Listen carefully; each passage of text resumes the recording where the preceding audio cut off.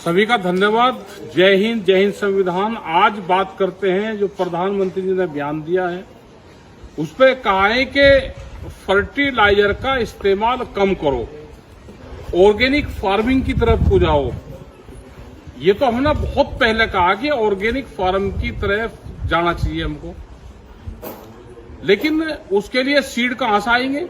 जो बड़ी बड़ी सीड कंपनियां हैं, क्या भारत सरकार को ये पता नहीं था कि जो सीड कंपनियां हैं वही दवाई की कंपनी भी वही है, और इस तरह के बीज का भारत में, देश में और दुनिया में उपयोग हो रहा है कि जिसमें दवाई भी साथ ही लगे।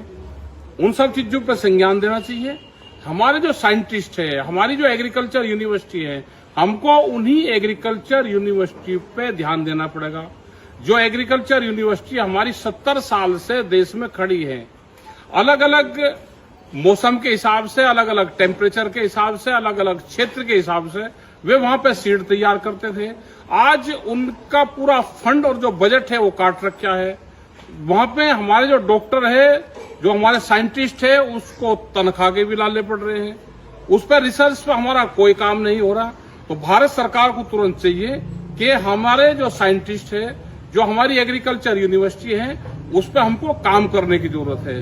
हमें अपने भारत में अपनी जलवायु के तरह से अपने बीज तैयार करने पड़ेंगे जो कम लागत में पैदा होंगे, जिसमें फर्टिलाइजर का इस्तेमाल कम होगा। नहीं तो फर्टिलाइजर किस हिसाब से बढ़ रहा है, प्रधानमंत्री ने अपील भी कर दी, लेकिन हमको बीज में चाहिए जिसमें कम दवाई और कम पेस्टिसाइड और कम खाद का इस्तेमाल होता हो। इसकी मॉनिटरिंग करनी चाहिए। किसान संगठनों से बैठ के बातचीत करनी चाहिए। ये तो हम बहुत दिन से कह रहे। हमने तो बहुत जगह सेमिनार भी करवाई, डॉक्टर सुभाष पालेकर की सेमिनार करवाई कि हमको जीरो बजट खेती की तरफ को जाना चाहिए। क्या सरकार को आज ध्यान आया है? जब क्राइसिस का टाइम आ रहा है तो सरकार इस पे काम करे, मॉनिटरिंग करे। हमारे जितने साइंटिस्ट हैं उनको फंड अवेलेबल करवाएं। हमारे बीज हमारे देश में तैयार हो, मल्टीनेशनल कंपनियां बीज तैयार ना करें, उस पर भी काम करना पड़ेगा। रहा डीजल की खपत कम, किसान तो जरूरत के हिसाब से डीजल का उत्पादन करता है, उसका इस्तेमाल करता है। जितनी उसको जरूरत होती है उतना ही वो इस्तेमाल करता है।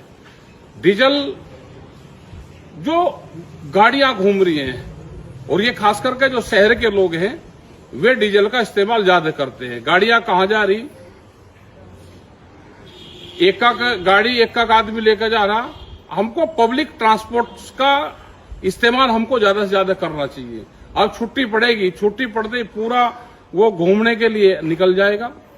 उस तरह की हमारी जो प्राइवेट, जो हमारी ट्रांसपोर्टर सिस्टम है, उसको हमको बढ़ाना पड़ेगा। और ये अपील सभी लोगों को करनी पड़ेगी कि हम कम उसका इस्तेमाल करें, क्योंकि बंगाल चुनाव हो गया, जो अफवाहें थी वो हो सकता है कि तेल बढ़ाने के लिए ये फार्मूला इजाद करा गया हो। क्या जहां से गल्फ कंट्री से, दूसरी कंट्री से तेल आएगा, वो कौन लोग हैं और यहाँ पे उन्हीं लोगों के साथ में क्या अत्याचार हो रहा है, ये भी संज्ञान में लेना पड़ेगा हमको। ये भी हमको देखना पड़ेगा कि मुसलमानों पे ज्यादा अत्याचार ये सरकार ना करें। नहीं तो क्राइसिस अगर उन्होंने फिर बंद कर दिया तो फिर हालात खराब होंगे। आपका बहुत बहुत धन्यवाद। इन सब चीजों पे संज्ञान लें और अपने काम पे भी ध्यान दें।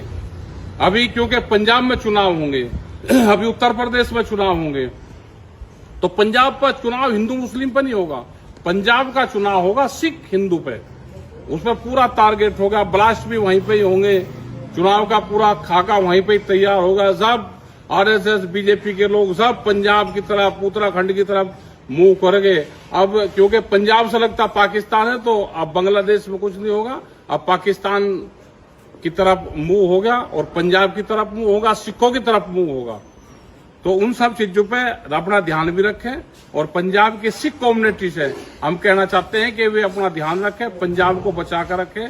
अगला टारगेट भारत सरकार की निगाह में पंजाब है। धन्यवाद।